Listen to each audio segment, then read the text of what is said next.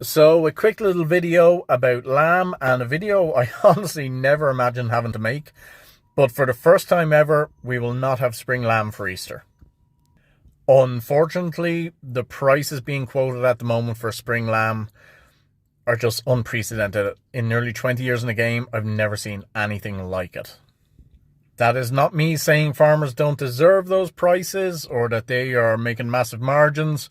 All I'm saying is the price that is being set by the market at the moment has priced us out of the market for spring lamb. I would need to be charging at least €120 for a leg of spring lamb.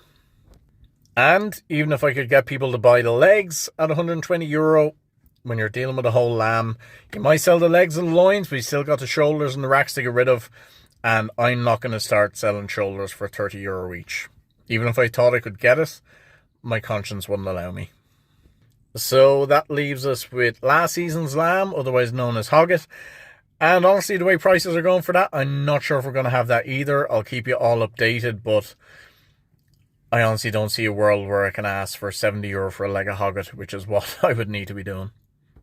My advice is, if you have sheep, sell them now. I've never seen these prices before.